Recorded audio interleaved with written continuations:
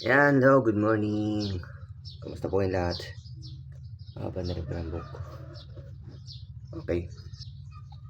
So, sa ngayon, ah, di balik kasi kahapon, unexpected na dumating pala yung parcel, yung parcel, yung tamang parcel. Pero ito ay award ko sa Pinoy Fitness dun sa Earth Hour Virtual Run Challenge. So, ito yung yung award ko. So, kita nyo naman, as you can see, sealed pa yan, hindi pa siya nabubuksan. Okay, then eto gusto ko lang share sa inyo. Di bale, habang binubuksan ko to, di bale kahapon kasi yung tracking number, tama, tracking number, tapos dun sa Gmail,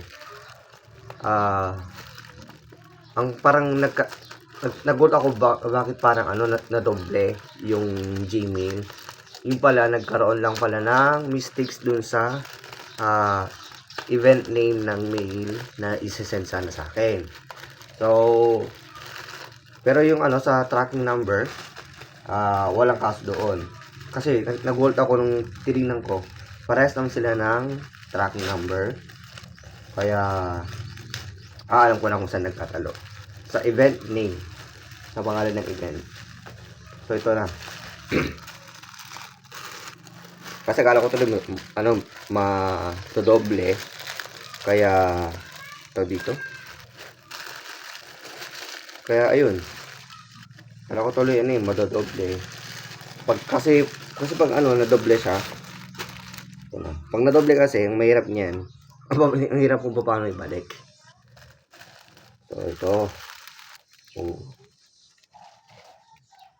Ito lahat. Yung damit.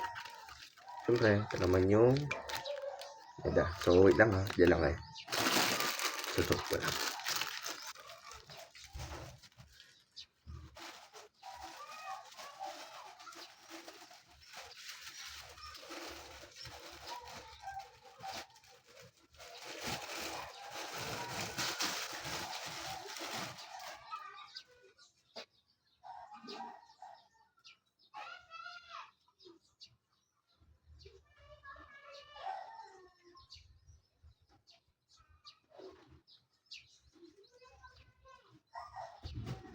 Yun.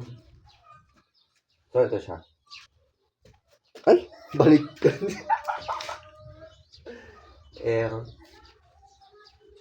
Okay, di ba? Hindi ko na kasi tinanggal yung yung damit ko.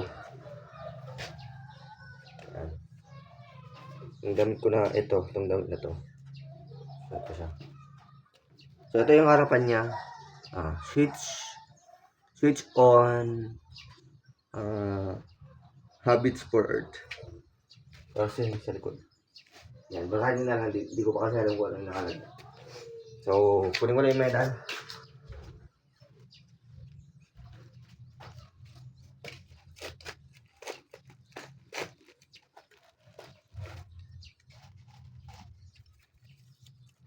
Ito siya.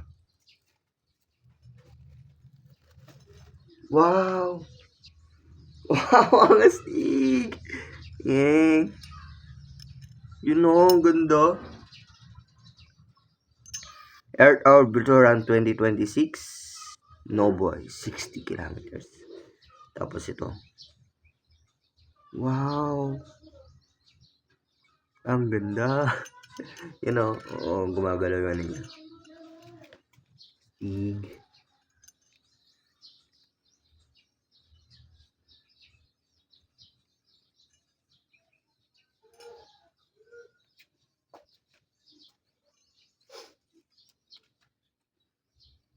So, yun lang. Sa lahat po naman gustong sumali ng events ng Pinoy Fitness Virtual Run.